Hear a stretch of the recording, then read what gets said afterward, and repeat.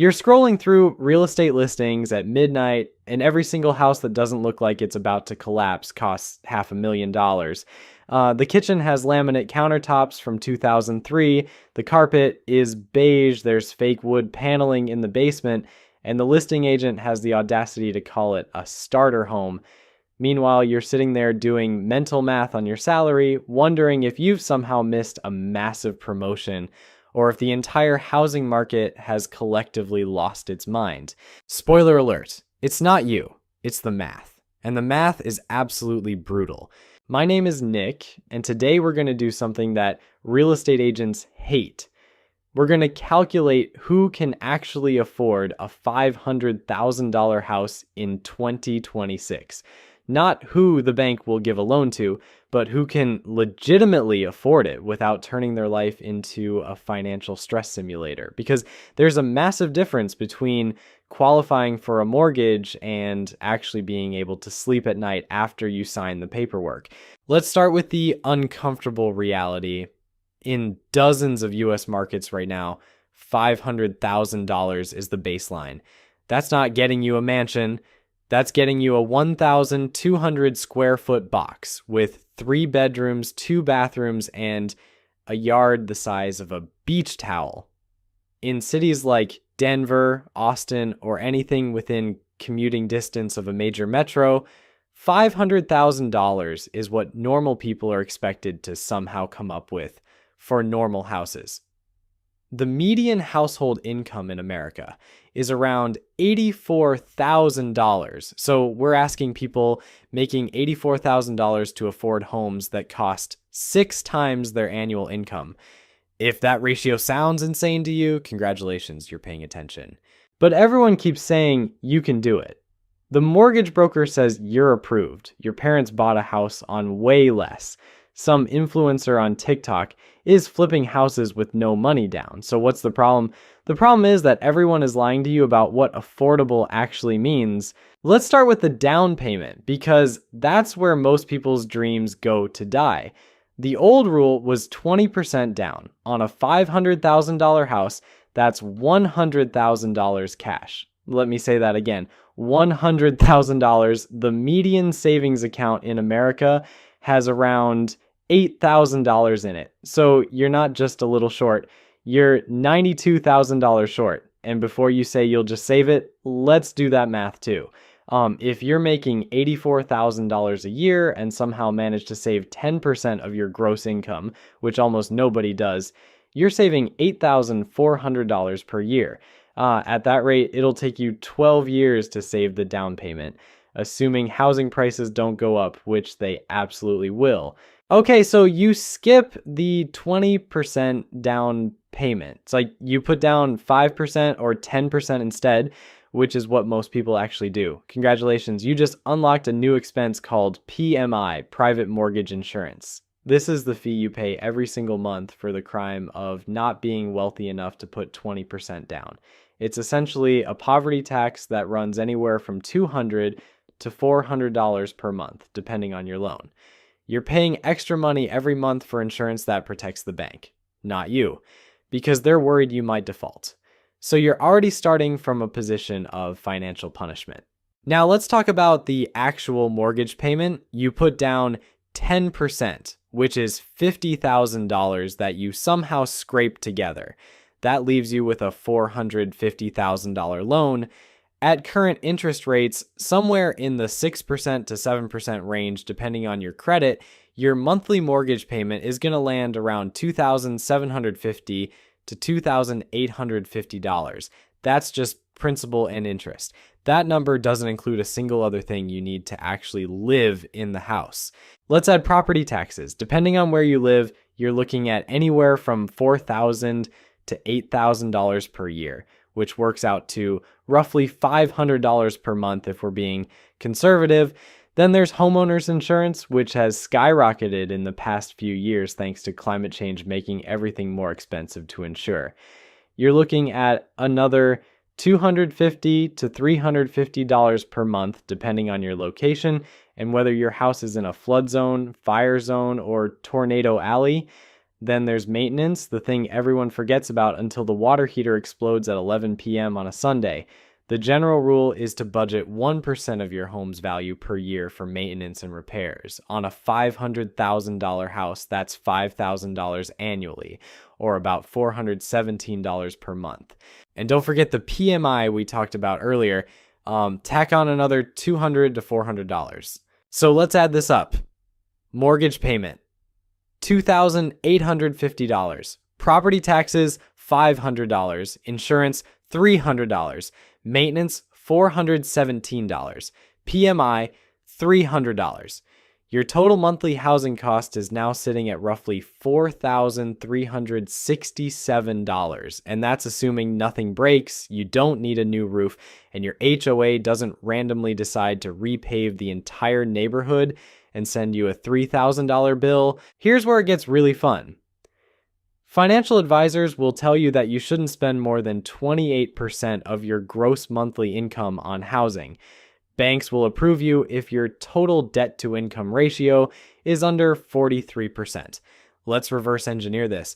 If you're spending $4,367 per month on housing, and that represents 28% of your income, you need to be making roughly $187,000 per year.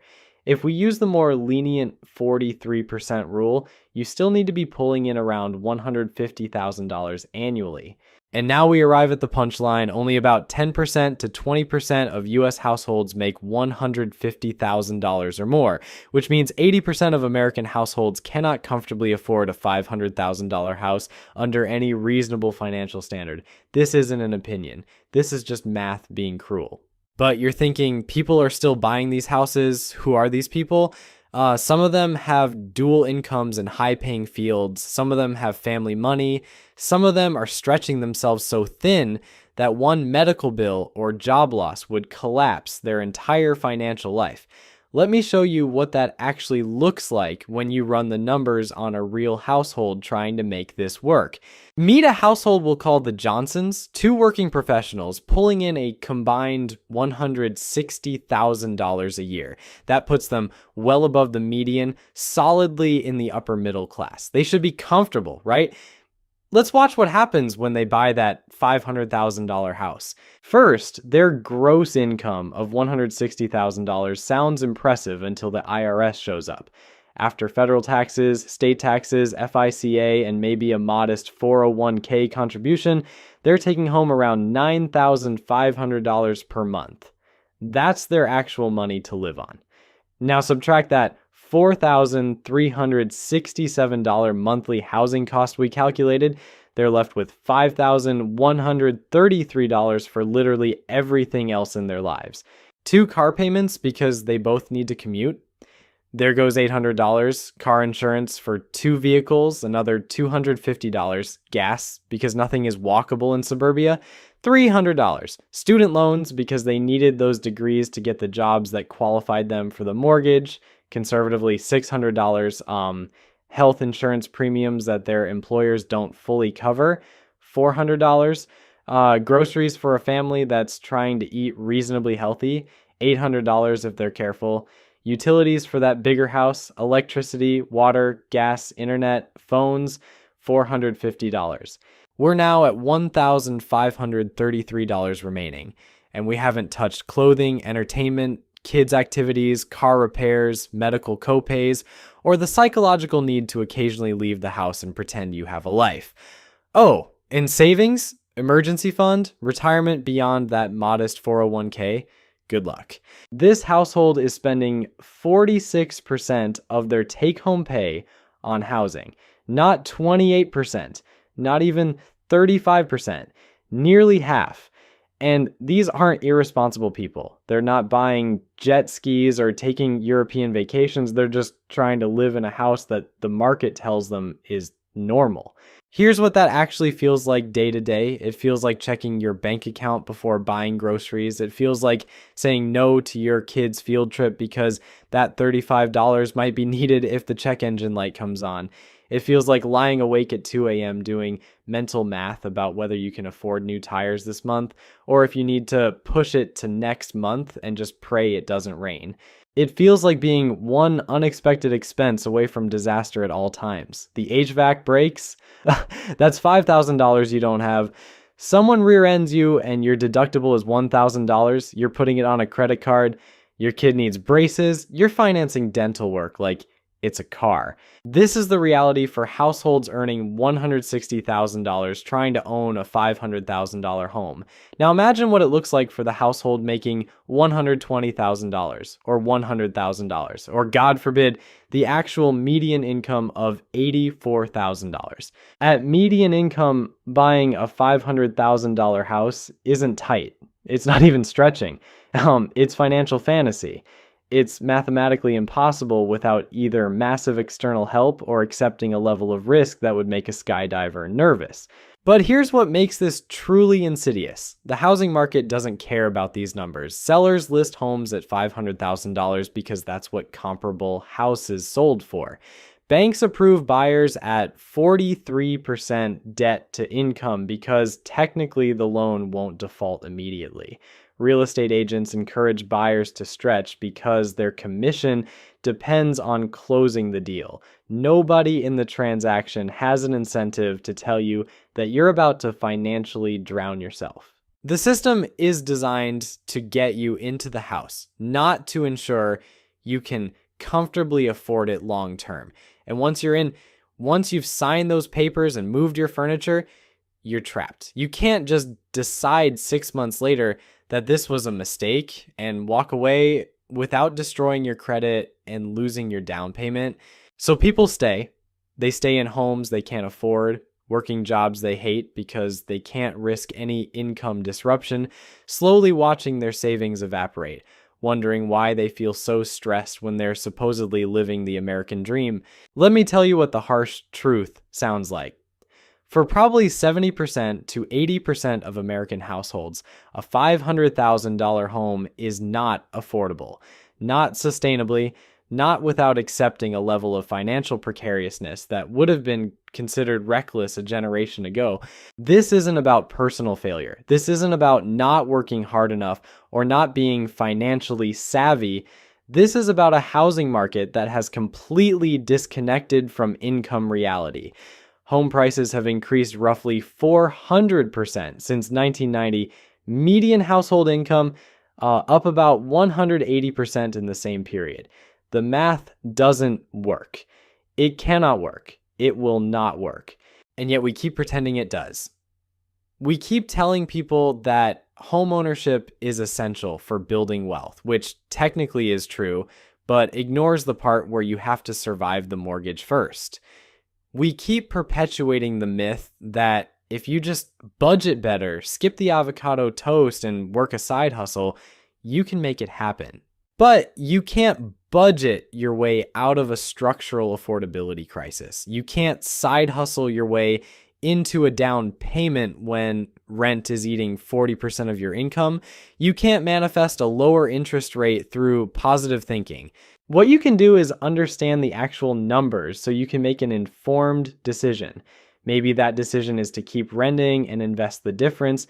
Maybe it's to look at a $350,000 house instead, even if it means a longer commute or a smaller yard. Maybe it's to acknowledge that homeownership in your current market simply isn't viable right now, and that's okay. Because here's what nobody tells you. There is no prize for buying a house you can't afford. There is no trophy for being house poor.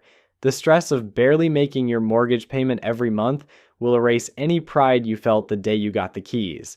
The real question isn't whether you can technically get approved for a $500,000 house.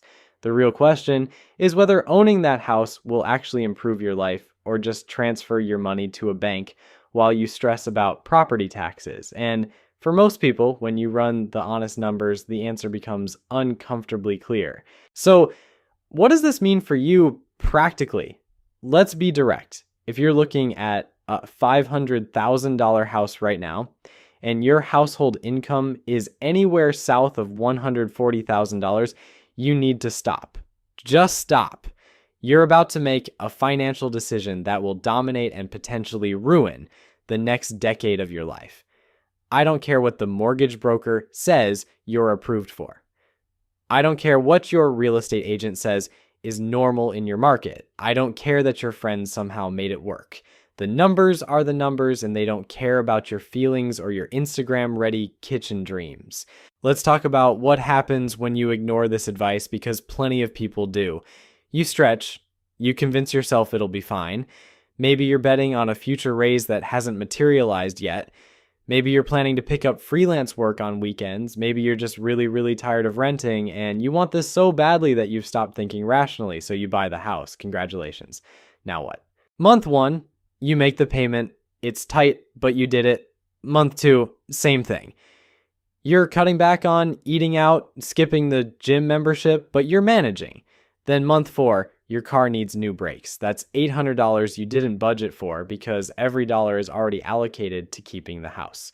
You put it on a credit card. Month 7, the air conditioning dies in July. The repair quote is $3,500. You don't have it. You finance it. Month 9, your spouse's hours get cut at work.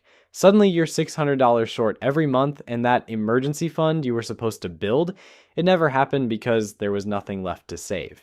This is the reality of being house poor.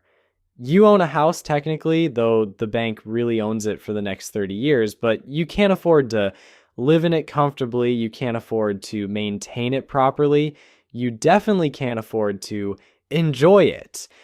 Every unexpected expense becomes a crisis. Every financial decision is made through the lens of, can we still make the mortgage? You become a prisoner in your own home, working to pay for walls you're too stressed to appreciate. And here's the really twisted part. Because housing has become so unaffordable, we've normalized this misery. We've rebranded financial desperation as adulting. Oh, you're house poor? Welcome to homeownership.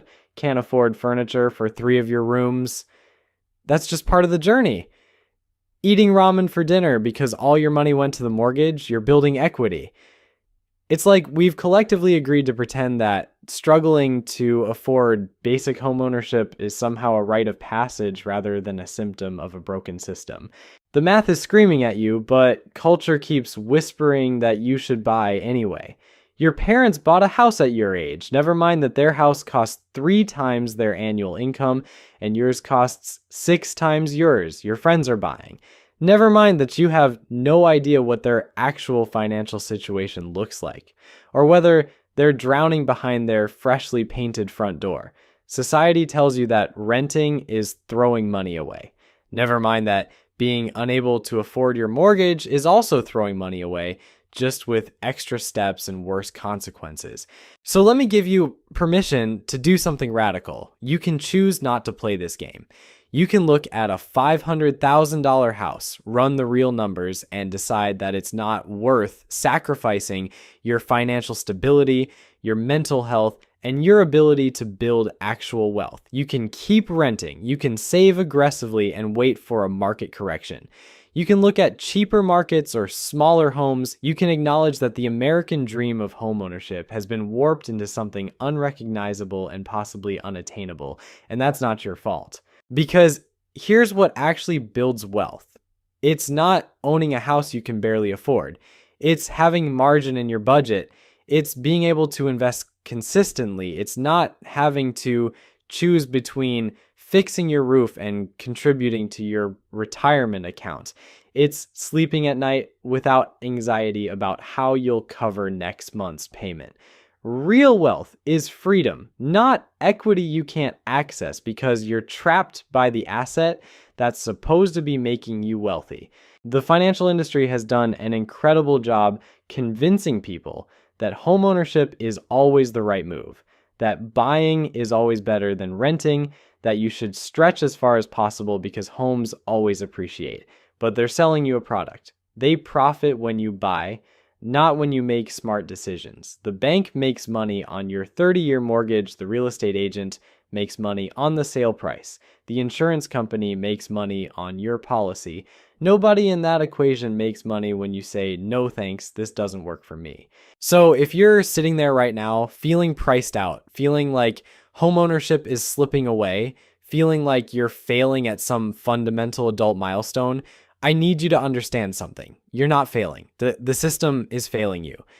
Home prices have outpaced wage growth so dramatically that what was normal and achievable for previous generations is now a luxury item for most people. A $500,000 house is not a starter home. It's not affordable on a median income. It's not something you should stretch for unless you genuinely have the income to support it without financial acrobatics. Run your real numbers. Factor in all the costs. Be honest about your income stability. And if the math doesn't work, walk away. There is no shame in saying, this doesn't make sense for me right now. There is no trophy for buying a house that makes you miserable. The real win is making decisions based on reality rather than social pressure, on math rather than emotion, on your actual financial situation rather than what you wish it could be. That's how you avoid becoming another cautionary tale about the true cost of that $500,000 home. Look, I'm not telling you to give up on home ownership forever. I'm telling you to give up on the delusion that a $500,000 house is somehow within reach just because a bank will let you sign the papers. Those are two catastrophically different things. The bank's risk tolerance and your ability to actually live a life are not the same calculation. Maybe in 5 years, your income doubles, maybe the market corrects, and that same house costs $380,000. Maybe you relocate to a market where $500,000 actually buys you something reasonable instead of a glorified apartment with a mortgage. But right now, today, with current prices and current incomes, this math is broken for most people, and pretending otherwise doesn't make you optimistic. It makes you a future statistic in someone else's YouTube video about the foreclosure crisis. So here's my actual advice. Stop looking at what you qualify for and start looking at what you can genuinely afford without turning your life into a financial tightrope act. Find the number where you can pay the mortgage, handle the maintenance, save for emergencies, invest for retirement, and still occasionally remember what it feels like to not be stressed about money. For most people, that number is nowhere near $500,000, and that's completely fine. You're not less successful because you're being realistic. You're not failing at adulthood because you refuse to financially drown yourself for granite countertops. You're just doing math that apparently nobody else wants to do. The housing market will keep pretending these prices make sense. Banks will keep approving loans that shouldn't exist. Real estate agents will keep telling you it's a great time to buy. But you don't have to participate in collective financial insanity just because everyone else is. Sometimes the smartest move is recognizing when the game is rigged and choosing not to play.